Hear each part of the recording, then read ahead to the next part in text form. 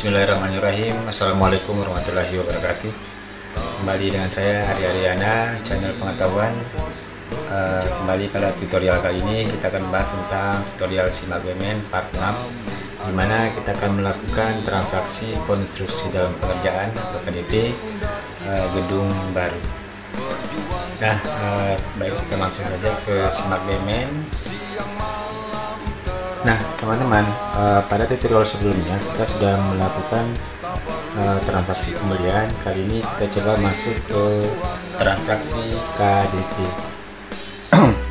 Teman-teman, perlu kita ketahui bahwa transaksi KDP ini adalah transaksi yang digunakan untuk melakukan penginputan belanja 533 gedung dan bangunan yang terminnya atau transaksinya lebih dari satu kali pencairan. Misalkan saya contoh seperti ini.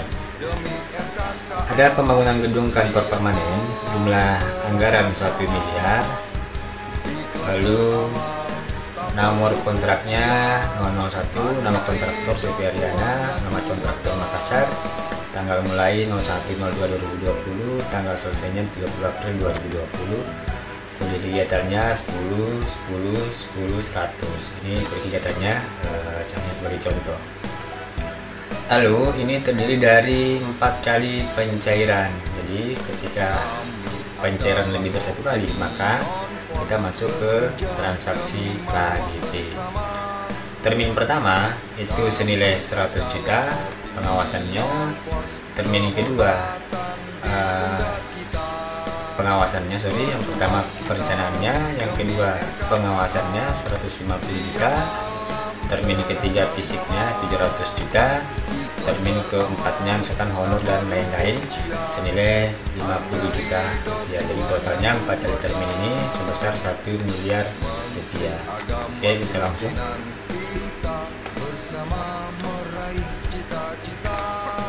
Nah, pertama kita masuk transaksi KDP.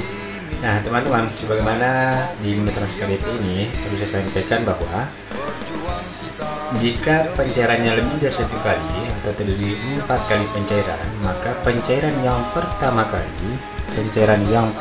kali itu masuk ke dalam perolehan KDP, selebihnya masuk ke dalam pengembangan KDP. Oke, kita mulai perolehan KDP, lalu kita tambah di sini. Nah, karena ini gedung dan bangunan, teman-teman boleh klik di sini, lalu kita pilih gedung dan bangunan dalam pengerjaan.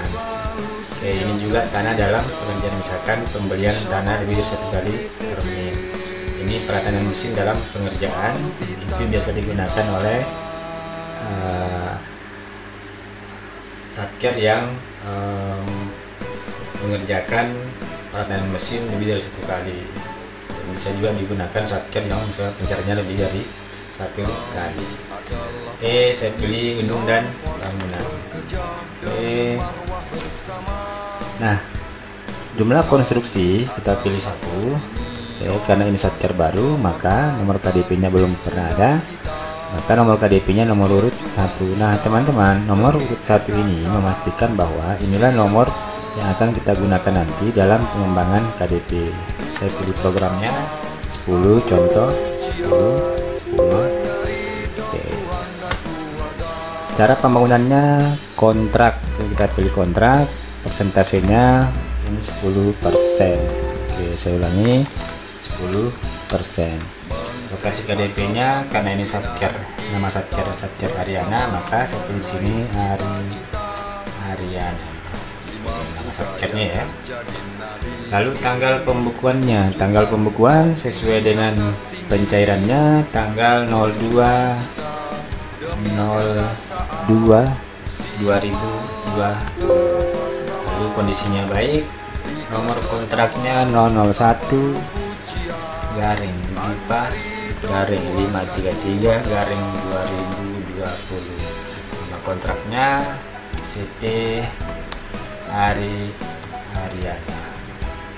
Alamat kontraknya Makassar. Mulai tanggal kontrak 01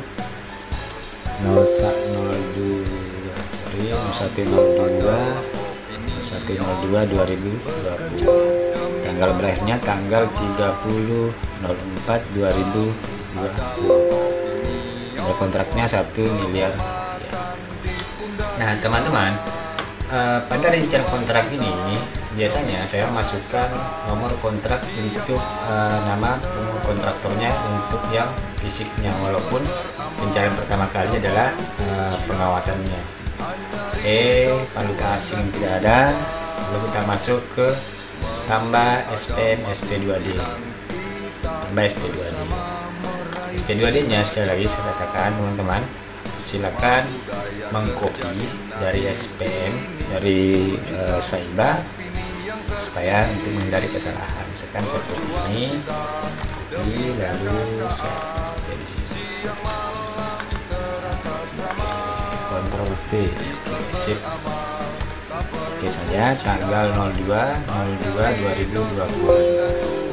Punya 5311, nilai SPM nya, nilai SPM pertama kali cair 100 juta. 100 juta, nilai KDP nya 100 juta juga. Keterangannya perencanaan.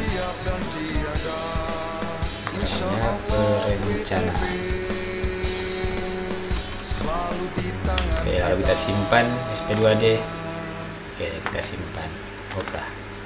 Nah teman-teman, kita sudah menginput transaksi perolehan KDP. Selanjutnya untuk transaksi yang kedua, kita masuk ke pengembangan KDP. Tapi sebelumnya kita cek dulu di neraca apakah sudah masuk KDP yang tadi, laporan posisi BNN di neraca. Kita cek semester 1. Berarti KDP nya sudah ada 100 juta rupiah. Kita lanjut ke pengembangan KDP. Selanjutnya kita masuk transaksi KDP. Untuk termin yang kedua kita masuk transaksi KDP, lalu pilih pengembangan KDP, lalu tambah, lalu saya pilih gedung dan bangunan. Nah di sini teman-teman, nomor urut KDP artinya kita harus memastikan bahwa gedung yang akan kita bangun tadi itu dalam perolehan KDP. Saya ulangi. Ini kita harus pastikan bahwa termin yang kedua ini kita akan masukkan nilainya ke KDP nomor urut 1. Ini tidak jadi masalah biasanya ketika pembangunan itu hanya satu gedung. Jika dalam satu satker pembangunannya lebih dari satu gedung, maka nomor urut KDP ini pun lebih dari satu, sehingga kita harus berhati-hati dalam menginput pengembangannya. Transaksi KDP, lalu pengembangan KDP, lalu tambah. Kita pilih gedung dan bangunan, pilih nomor 1. Maka ketika kita pilih nomor 1, nomor urut KDP 1, maka ini akan secara otomatis terisi seperti ini. Pembangunannya misalkan sekarang pengawasannya sudah 25%. Sini 25% misalkan. Tanggal pembukuannya sesuai dengan tanggal SP2D tanggal 15/02/2020. Di sini tambah SP2D. Kan SP2D nya ini saya ganti menjadi 6. Tanggal 15/02/2020, 53311. Nilai SPM nya misalkan 150 juta rupiah. Nilai KDP juga 150 juta rupiah. Jadi 150 juta. Keterangannya pengawasan. Simpan SP2D, lalu kita simpan. Selanjutnya kita tambah lagi untuk termin yang ketiga, gedung dan bangunan dalam pengerjaan. Tetap kita pilih nomor urut 1. Otomatis muncul. Jadi di sini sudah 75%. Misalkan kita pakai 95%. Tanggal pembukuannya misalkan tanggal 16 Februari 01/02/2020. Oke, kondisi baik. Lalu tambah SP2D. Ini saya ganti jadi 7.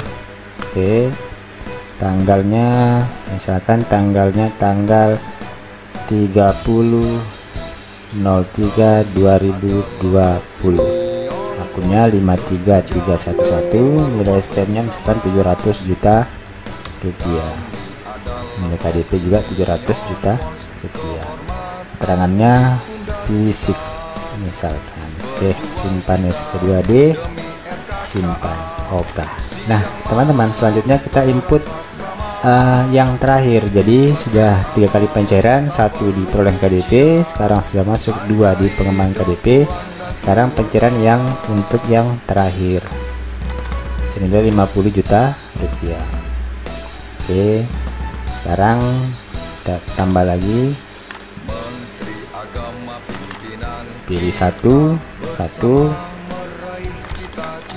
sini kita pilih 100. Oke, sip. 100, tanggal pembukanya misalkan tanggal 10 bulan 4 2020.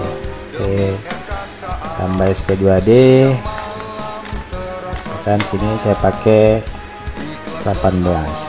Oke, tanggalnya tanggal 10/04/2020, 5331, sorry, 53311, SPM-nya misalkan 50 juta.